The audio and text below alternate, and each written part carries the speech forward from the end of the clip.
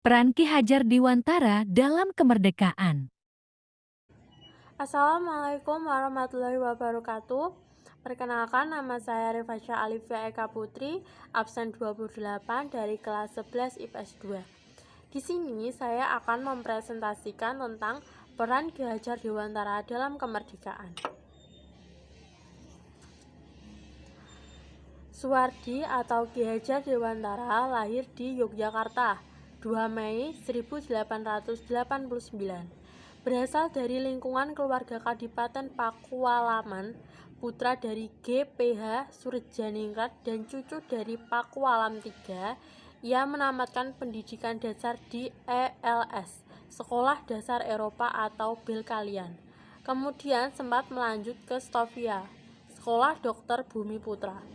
Tetapi tidak sampai tamat karena sakit. Kemudian ia bekerja sebagai penulis dan wartawan di beberapa surat kabar, antara lain Sudiotomo, Midin Java, The Express, Oto Sanindia, Kaum Muda, Jaja Timur, dan Poisara. Pada masanya ia tergolong penulis kalian. Tulis-tulisannya komunikatif dan tajam, dengan semangat anti kolonial. Selain ulet sebagai seorang wartawan muda, ia juga aktif dalam organisasi sosial dan politik. Sejak berdirinya Budi Utomo BO tahun 1908, ia aktif di seksi pro kalian untuk menyosialisasikan dan mengunggah kesadaran masyarakat Indonesia, terutama Jawa. Pada waktu itu, mengenai pentingnya persatuan dan kesatuan dalam berbangsa dan bernegara. Kongres pertama BO di Yogyakarta juga diorganisasi olehnya. Suwardi muda juga menjadi anggota organisasi Insulinde, suatu organisasi multietnik yang didominasi kaum Indo, yang memperjuangkan pemerintahan sendiri di Hindia Belkalian. Atas pengaruh Ernest Dowes Dekker (Dede), ketika kemudian Dede mendirikan Indische Party, Suwardi diajaknya pula. Sewaktu pemerintah Hindia Belkalian berniat mengumpulkan sumbangan dari warga, termasuk pribumi, untuk perayaan kemerdekaan Belkalian dari Prancis pada tahun 1913, timbul reaksi kritis dari kalangan nasionalis, termasuk Suwardi. Ia kemudian menulis EN for Allen Mark Org, Allen for EN, atau satu untuk semua tetapi semua untuk satu juga. Namun kolom KHD yang paling terkenal adalah sekalianiannya Aku Seorang Belkalian, judul asli All X and Underline Was, dimuat dalam surat kabar The Express pimpinan Dede 13 Juli 1913. Isi artikel ini terasa pedas sekali di kalangan pejabat Hindia Belkalian. Kutipan tulisan tersebut antara lain sebagai berikut.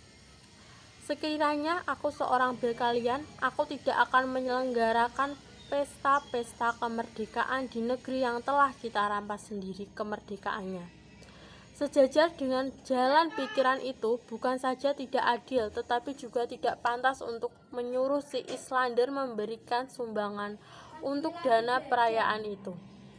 Ide untuk menyelenggarakan perayaan itu saja sudah menghina mereka, dan sekarang kita keruk pula kantongnya. Ayo teruskan saja penghinaan lahir dan batin itu. Kalau aku seorang Belkalian, hal yang terutama menyinggung perasaanku dan kawan-kawan sebangsaku ialah kenyataan bahwa Islander diharuskan ikut mengongkosi suatu kegiatan yang tidak ada kepentingan sedikit pun baginya. Sekian presentasi dari saya, bila ada salah-salah kata mohon dimaafkan. Selanjutnya akan dilanjutkan oleh teman saya. Wassalamualaikum warahmatullahi wabarakatuh. Assalamualaikum warahmatullahi wabarakatuh. Saya Vicky Indiarto akan melanjutkan presentasi dari Rifasya Alifia Eka Putri tentang peran Ki Hajar Dewantara dalam kemerdekaan. Beberapa pejabat berkalian menyajikan tulisan ini asli dibuat oleh Suwardi sendiri karena gaya bahasanya yang berbeda dari tulisan-tulisannya sebelum ini. Kalaupun benar ia yang menulis, mereka menganggap Dostoevsky berperan dalam memanas-manasi Suwardi untuk menulis dengan gaya demikian. Akibat tulisan ini ia ditangkap atas persetujuan Gubernur Jenderal Hindenburg dan akan diasingkan ke Pulau Bangka atas permintaan sendiri. Namun demikian, kedua rekannya Dostoevsky dan Cipto Mangunkusumo memprotes dan akhirnya mereka bertiga diasingkan ke Belkalian 1913. Ketiga tokoh ini dikenal sebagai tiga serangkai. Suwardi kala itu baru berusia 24 tahun. Dalam pengasingan di Belkalian, Suwardi aktif dalam organisasi para pelajar asal Indonesia, Indische Vereniging Perhimpunan Hindia. Tahun 1913 dia mendirikan Indische Persbuh, kantor berita Indonesia. Ini adalah penggunaan formal pertama dari istilah Indonesia yang diciptakan tahun 1850 oleh ahli bahasa asal Inggris George Windrows Ellis dan pakar hukum asal Skotlandia James Richardson Hogan. Disinilah ia kemudian merintis cita-citanya memajukan kaum pribumi dengan belajar ilmu pendidikan hingga memperoleh Euripes Arta, suatu ijazah pendidikan yang bergengsi yang kelak menjadi pijakan dalam mendirikan lembaga pendidikan yang didirikannya. Dalam studinya ini Suwardi terpikat pada ide-ide sejumlah tokoh pendidikan barat seperti Froebel dan Montessori serta pergerakan pendidikan India Santin iketan oleh keluarga Tagore. Pengaruh-pengaruh inilah yang mendasarinya dalam mengembangkan sistem pendidikan sendiri. Sekian presentasi dari saya, selanjutnya akan dilanjutkan oleh teman saya.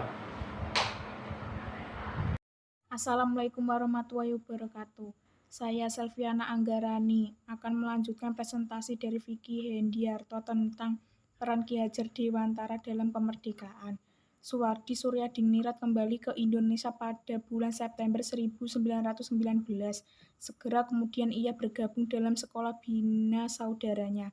Pengalaman mengajar ini kemudian digunakan untuk mengembangkan konsep mengajar bagi sekolah yang ia dirikan pada tanggal 3 Juli 1922. National Onderwijs Instituut Taman Siswa atau Perguruan Nasional Taman Siswa. Saat ini genap berusia 40 tahun menurut hitungan penanggalan Jawa.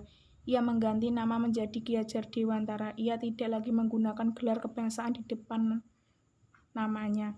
Hal ini dimaksud supaya ia dapat bebas dekat dengan rakyat baik secara fisik maupun jiwa. Semboyan dalam sistem pendidikan yang dipakai kini sangat dikenal di kalangan pendidikan Indonesia.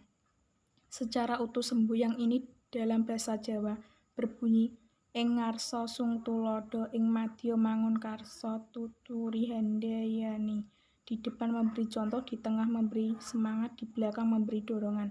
Semboyan ini masih tetap dipakai dalam dunia pendidikan rakyat Indonesia, terlebih di sekolah-sekolah perguruan taman siswa. Dalam Kabinet pertama Republik Indonesia, Ki Hajar Dewantara diangkat menjadi Menteri Pengajar Indonesia. Posnya disebut sebagai Menteri Pendidikan, Pengajar, dan Kebudayaan.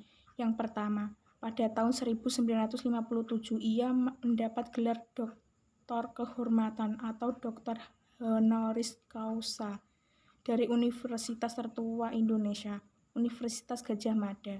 Atas jasa-jasa dalam merintis pendidikan umum, ia dinyatakan sebagai Bapak Pendidikan Nasional Indonesia dan hari kelahirannya dijadikan Hari Pendidikan Nasional. Surat Keputusan Presiden RI nomor 305 tahun 1959 tanggal 28 November 1959. Ia meninggal dunia di Yogyakarta tanggal 25 April 1959, dimakamkan di Taman Wijayabrata. Sekian presentasi dari saya. Wassalamualaikum warahmatullahi wabarakatuh.